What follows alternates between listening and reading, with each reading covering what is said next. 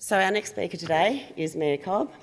I'd like to introduce Mia. She's a canine researcher and science communicator, and she's going to be speaking now again about animal welfare and canine welfare in particular, the implications for management and behaviour.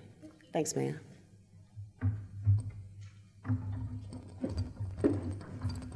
Thank you, everyone, for being here, and thank you to the organisers for inviting me to speak today. I'm going to start off perhaps in a slightly non-conventional way and let you know how I ended up here. And it involves a lot of photos with dogs.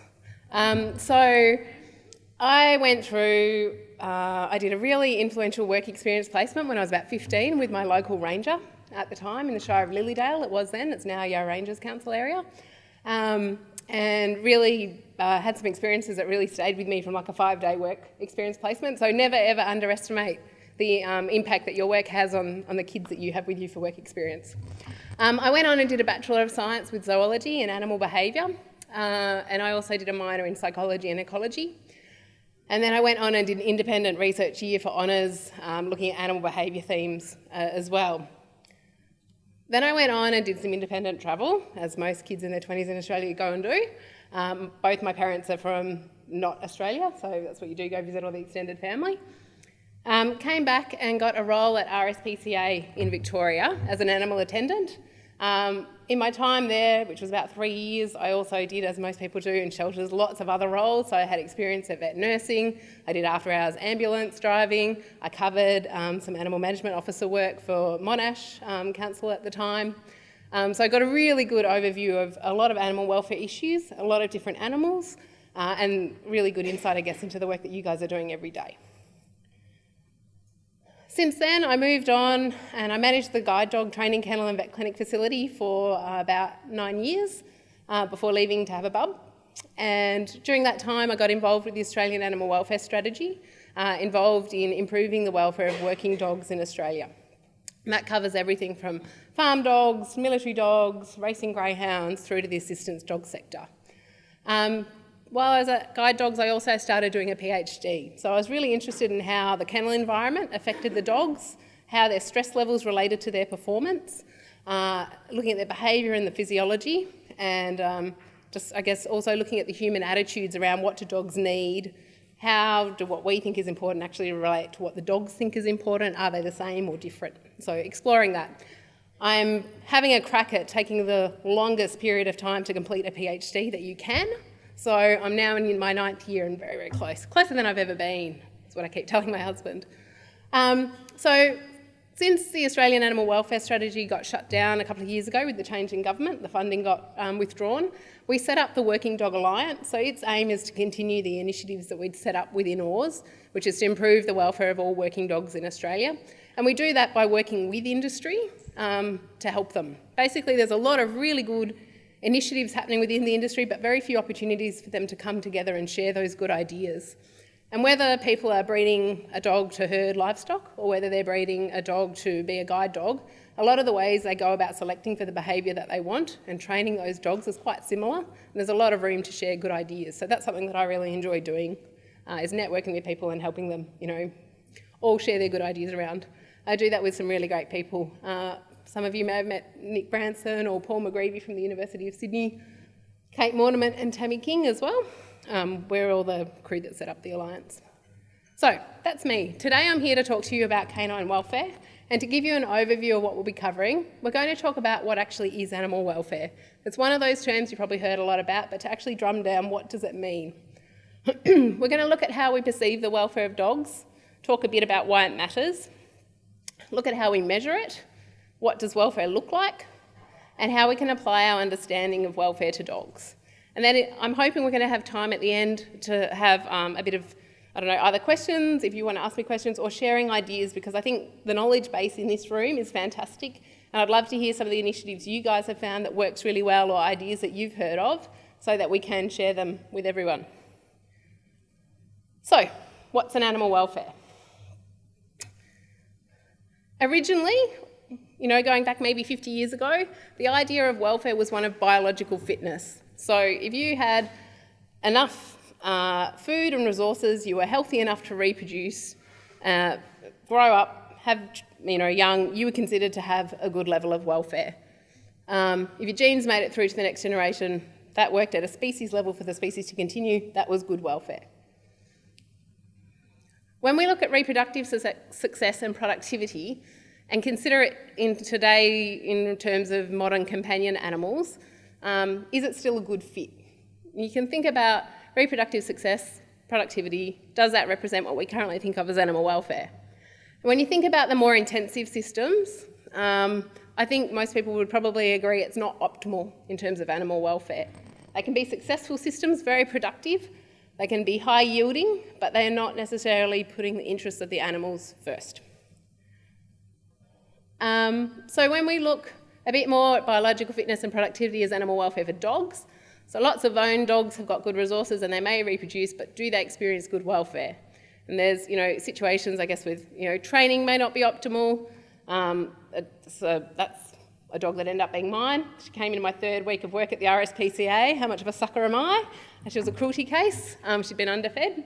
And, dogs living in fairly barren environments that we know are not optimal for their welfare. And also, dogs that are living life on chains and being used to breed puppies. We wouldn't consider them as experiencing good welfare. So we can identify quite readily the things that we think are bad for welfare, and that can help us work towards what is animal welfare. So we can agree that it's prohibiting cruelty, reducing harm, pain and suffering. That results in an improved state of animal welfare. And that's been something that's been extended originally by the Farm Animal Council in the UK into something we know as the 5 freedoms. I'm guessing most of you have heard of the 5 freedoms. Hands up if you have. Yep, good. Okay, so they are freedom from hunger and thirst, freedom from discomfort, freedom from pain, injury or disease, the freedom to express normal behaviour, and freedom from fear and distress. So they drive a lot of what we would consider to be the minimum standards around animal welfare now in this current time. And as we'll move on to a bit later on, we're sort of starting to move past that minimisation of harm towards promotion of positive. So what is animal welfare? It's not just acknowledging the negative, but it is also promoting the positive. And this is a fairly new area of research, and that's to remind me to talk about optimism testing in animals, because that's a new thing that we're learning how to do now. So basically, if you have a good life, you tend to expect good things to happen in life. If you're having a really, really crappy time and bad things keep happening, you expect more crappy things to happen. And the same turns out to be true with lots of different animal species. So you can test to see how optimistic they're feeling to get a gauge on how they're experiencing life at the moment. So there's recently been a PhD done looking at this in assistance dogs, and gauging that, and then mapping optimism levels to training success and trying to find out what is the ideal profile for a working dog to have training success. And it turns out you don't want a dog that's too optimistic. So the growing body of research that we have does demonstrate that many animals have affective states or emotions. They are capable of feeling happy and sad. They do have feelings, and we're getting better at learning how to assess them. So people who've been around in this field a lot longer than I, this is Donald Broom. He refers to animal welfare as a state as it regards to an animal's attempt to cope with its environment, including how much it is having to do to cope, the extent to which it's succeeding in or failing to cope, and its associated feelings. Welfare will vary over a continuum from very good to very poor, and studies of welfare will be most effective if a wide range of measures is used. That's really important. We'll touch on that a bit more soon. Some other people, like Ian Duncan and Marion Dawkins, have said animal welfare is to do with the feelings experienced by animals, the absence of strong negative feelings, usually called suffering, and the presence of positive feelings, usually called pleasure. In any assessment of welfare, it's these feelings that should be assessed. And Marion says, good animal welfare can be realised by asking, is the animal healthy? Does it have what it needs? And does it have what it wants? So even these experts, it's very hard to pin them down to one definition of what is animal welfare. Now, perception and our attitudes is something really important to address, and this is not just with ourselves, but also the people around us, both our colleagues and members of the public and community that we're dealing with. We can all often look at something and see different things, okay? So I'll just talk about, I guess, a little bit about perceptions. And some of my research has been looking at how people perceive not just dogs and their welfare, but how they perceive what's important to them. So we have things that contribute to how we perceive animal welfare. They are community standards and expectations. And we talk about social licence to operate. So a topic that's in the media a lot at the moment is the racing of greyhounds. Now that's something that at the moment is at risk of losing its social licence to operate, because the community standards the community attitudes, I guess, have changed over time, and there's a lot of questions being asked now about whether what's happening within that industry is acceptable for the gains that we get back. So that's a case of social licence being questioned. Our personal experience, so our own experiences that we've had with animals and with other people around us treating or dealing with animals, our own education, our work experiences are all going to contribute to our perceptions and attitudes. The attitudes of the people around us, so our family, our friends, our colleagues, and professional opinions shared with us. So, we might have veterinarians that give us information, or someone who stands up here and gives you information, as well as, other experts within your field. So we can all look at things and we all see it slightly differently. It doesn't mean it's right or wrong. We just need to acknowledge that everyone can look at a situation and take away different key messages or different things. Did anyone see the horse before then? Okay, so that's an example of perception being different. All right. So think about how you would rate the welfare of different kinds of domestic dogs. So they're all domestic dogs, but in slightly different contexts. If I said to you, your dog at home, if you gave it a score out of 10 or how its welfare is, what would you rate it? Compared to, say, a guide dog or a street dog or a racing greyhound or perhaps a pedigree show dog. And stop and consider what you're putting into that assessment that you're making about how you grade its welfare. What's contributing to it? Can anyone think of some things they're thinking of? Do they relate to things we just heard about in the talk prior about, do they have access to, things to sniff? Are they getting lots of rest? Do they have good visual outlook? Have they got perhaps some nice auditory stimulation, some relaxing music being played? Things like that. So I asked, as part of my research, over 2,000 people to make these assessments over dogs in 17 different contexts. And this is what we found. They ranged from very poor to very good, and the lowest rating were stray dogs, feral wild dogs, racing greyhounds, moving into pig hunting dogs, guard or property protection dogs, through to getting into pedigree purebred show dogs and sled racing dogs. We're in the neither good nor poor area, moving forward up to farm dogs, the average pet dog, and then moving into the good area with firearm and explosive detection dogs, plant and food detection dogs, police tracking apprehending dogs, drug detection dogs, and then getting into very good, the assistance and service dogs, search and rescue dogs, and guide and seeing eye dogs. Now it's important for me to reiterate, this is people's perceptions. This is not actual. And in fact, the whole reason I started doing my PhD is because I was worried about those guys at the very bottom. So it's all about our perception. It seems that the more professionalised the industries are, and perhaps the greater value that we see in the work done by the dogs, it's assumed or considered that there's a greater level of welfare being assigned to those dogs. But interesting that the stray dogs are right down the very bottom for you guys in the work that you do. So what happens when new information arrives? We've got our attitudes and our perceptions. We're acknowledging we may have biases coming into that. When we get new information, it can be really hard for us to accept. For some people. Others are fine, no problem at all. New information, changed my mind, that's great. Whether it's why dogs pee on trees, not being about getting the highest odour rate, it's actually just they learnt to do it. Here are some examples that we've had in recent times. So research that's been done over the last 15 years, looking at tail docking, looking at why do we have fat dogs? We understand, we feed them, we exercise them, so why do we have obese dogs? And even looking at things like extreme morphologies, like brachycephalic breeds like pugs, who are really struggling to live in the body that we've put them into.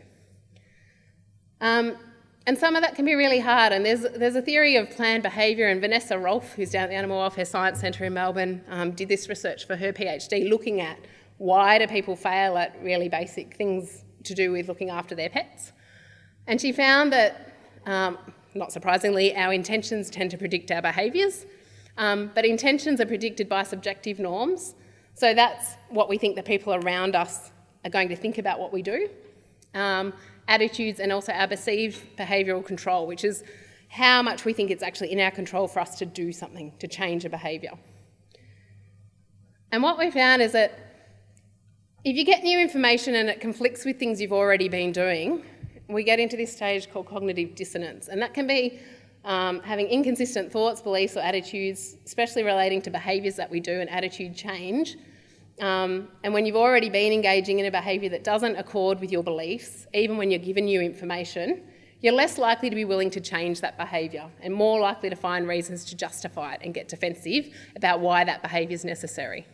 So again, in terms of thinking about the people that you're dealing with day to day and giving them new information and trying to get them on side or doing new practices, you're probably going to find, and even yourself, when you get new information about the best way to do things too, we tend to get defensive about change. No one really likes it. Young people tend to handle it better than older people, and that's generally because they've been doing whatever they've been doing for less time than the older people.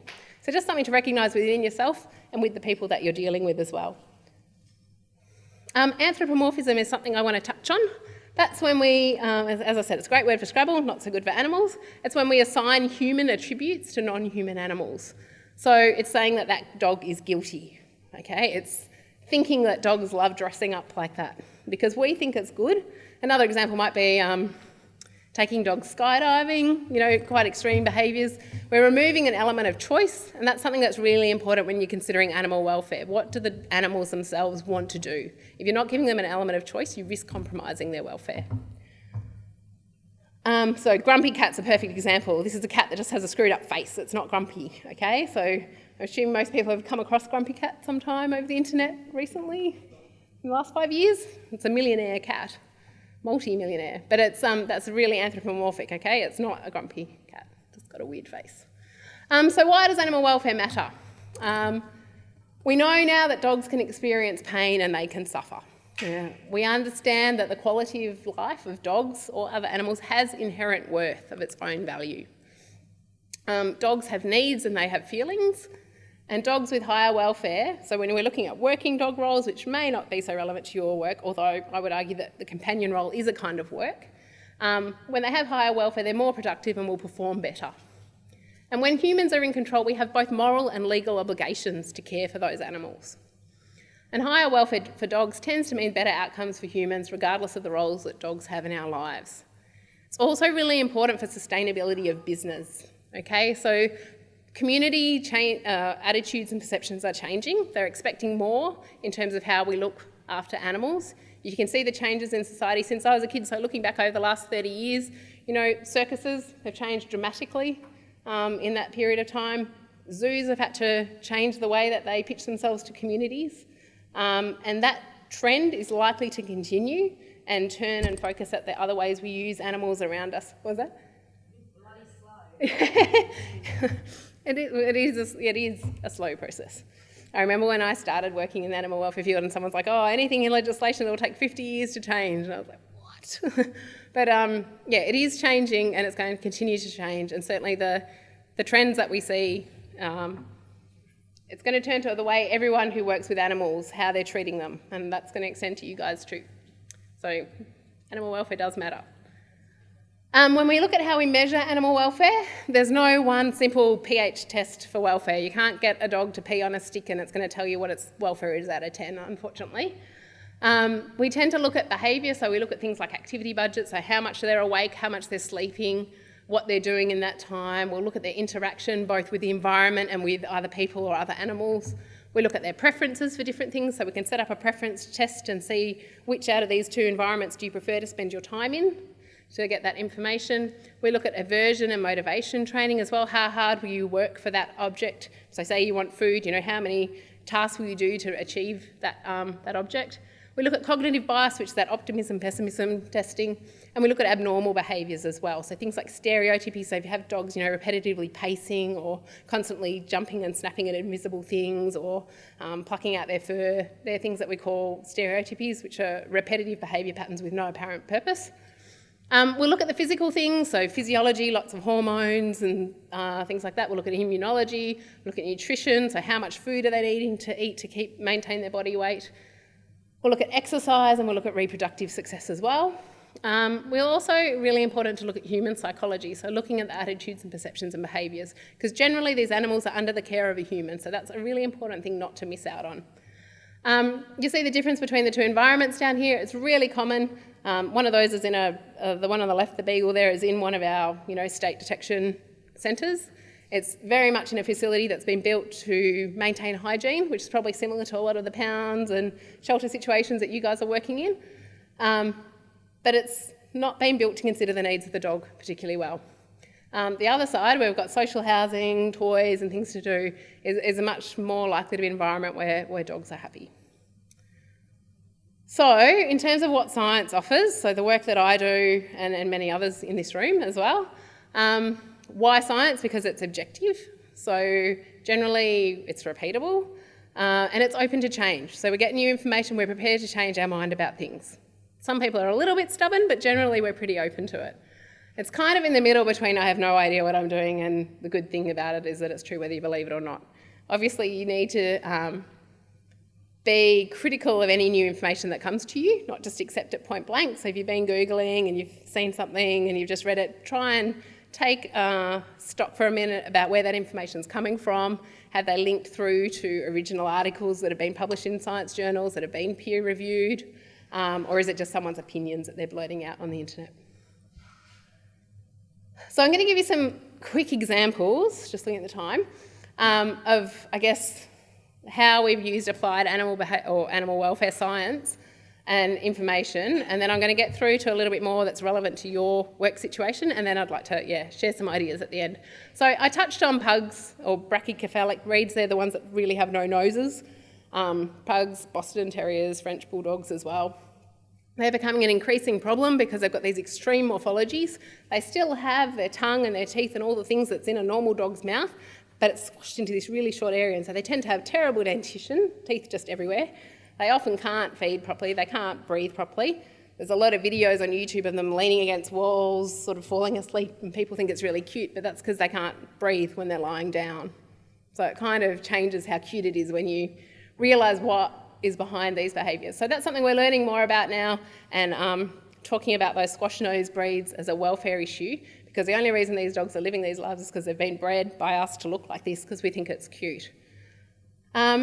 One thing that's probably a bit more relevant, Nicola Rooney in the UK, she's been doing a lot of work with military working dogs and looking at how they cope in kennels and how to better select dogs to thrive in kennels, and also how to better adapt kennels to suit dogs. So they've done a lot of work looking at this sort of repetitive jumping behaviour and identifying what is a stress behaviour.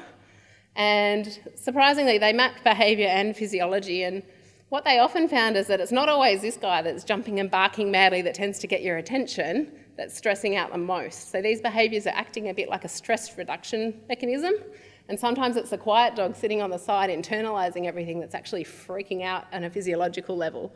So it's really important to remember that animals are individuals too. One of the things that we like to do is try and have a blanket rule that's going to fit everyone and we know what to do and everyone can do that thing. But in your work, always remember that the animals are individuals, and that kind of approach isn't always going to end in success for everybody. This one's about, I'm trying to remember what I've put all my photos up about now. I think this one is to do with training motivation. So we've found a lot more in recent times about training motivation, and the fact that a lot of good trainers now will say that it's the dog that decides what is reinforcing rather than the handler. So you can be there with food and that's great, but if the dog's not interested in food as a reward, it's not going to be an effective way of shaping behaviour. So keeping that in mind, that for some animals, being able to chase the sheep is the reward. For others, it's having a good wrestle with a toy, that's a reward, and for others, it might be a piece of food. Another thing that's become more apparent over the last 10 years is the individual relationship that people have with their dogs. This is particularly important in working dog contexts, but also in the work that you do. So a lot of working dog programs have tried to move to having their dogs not just one dog with one handler, because if that handler goes sick or goes away, that dog's no longer viable as a working dog. So they've tried to match them up, having 2 or 3 handlers per dog. And what they've found is they've had a reduction in performance across that. So dogs tend to work better when they only have 1 or 2 handlers, and they may work at 80% for one handler and only 30% for the other. So it's a bit of a balancing act between having a tool that's usable across multiple handlers, but getting that optimised performance out of them as well. So we know that dogs attach differently to people, even within the family, in the same way that we attach differently to them. So you may have a different relationship to your dog than your child does or your spouse does, and it's the same in reverse as well. So just being mindful of that when you're interacting with any animal, just because someone else took it out and handled it and it was fine with them, it may not be okay with you. Okay, so this one's really jumping in the deep end. Is death a welfare issue? And at the moment, this is something, again, with the racing greyhound industry, it's a really big threat to their industry sustainability. So wastage represents one of the most significant threats to the industry sustainability and public licence to operate. And James Yates, who's a researcher and philosopher and ethicist in the UK, did this paper that was published, and he basically came to the summation that it is, because it's denying something the right to live. So death is a welfare issue.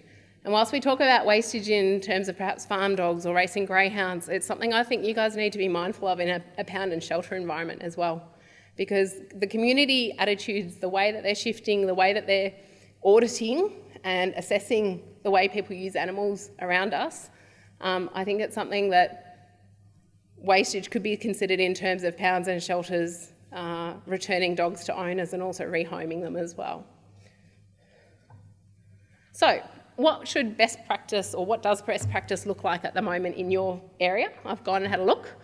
There's this new document that's come out, being produced by Pet Rescue, that I thought was a really good guide. It's readily available through their website. If you just Google Pet Rescue Safe and Sound Pounds, it's a free PDF you can download. And I can possibly get it included on the website or the reference material. I think I've got a copy on my USB stick. Not all of this has come from that, but there's a lot of good tips in there. So one of the things, and it's the second point, but I'm going to say it first, one of the biggest changes in the way that we do things over the last 10 years, I'd say, is we're now moving towards a model where we try and help people to do what we want them to do, rather than using punitive measures to get them to do what we want them to do. It's all about how can we help them do what we want them to do. So offering a great service can help sell your registrations to your community members. So what do you get when you register your dog? You don't just get in trouble. Perhaps you get your dog returned home in the first instance for free, without a fine. You get some information and support about how to keep your dog contained. And you make that a great service so that people want their dog registered because it's going to help their dog be safe. You help them do what you want them to do by perhaps organising microchipping events, and there's support and resources available to help you with that, or desexing events. I know Nell's here representing G2Z, and they've got some great initiatives and ways to help you encourage your council to help fund these kind of projects. You help dogs get back home, so you can either create or use existing social media. There's some great networks available now where rescue groups will help share lost dogs around and help them get home. Or you have an online presence, so perhaps you have a website where you put up photos of dogs that are in your pound. You help dogs in kennels, so perhaps you organise a volunteer group to come and walk your dogs a couple of times a day, so they're getting out of that enclosed environment, getting to sniff things, getting to see things. Perhaps someone organises a blanket drive, so they've got some soft bedding in their kennel environment. There's lots of different ways volunteers can participate. It can even be just taking nice photos of those animals to put them up on a rehoming site or put them up on a lost site, so that you're maximising their chances of getting out of kennels. You help dogs find homes. So explore your options. It might be getting a pet rescue account. It might be liaising with a rescue group or a shelter that already exists. It could be, as I've heard one AMO did over in WA, setting up your own rescue that's thriving. So exchange experiences and ideas with colleagues, and this is a great forum where you can do that. You've got so much knowledge in this room to share ideas. And ask your council for support, because I know you guys are busy, you've got limited budgets, but the good thing about these kind of initiatives is that media love it. And if you can lobby your council to give you funding to set up either, whether it's to help set up a rescue group to help rehome the dogs that are going through your pound, or whether it's to help run a microchipping event, it's going to generate really positive media for your council. And the bottom line is, if you get dogs out of kennels, it's also going to save them money, because having dogs in kennels for a long time costs. So if you ask your council for support, hopefully you can achieve better outcomes both for the community and the animals. Now, I just wanted to say thank you, and also briefly to mention that in terms of animal welfare science and this research that we're doing at the moment, the future is probably looking more towards moving away from that understanding the detrimental things into how we can encourage the positive, and that mirrors what we've seen in human psychology, which is for a really long time we studied disorders and where things went wrong.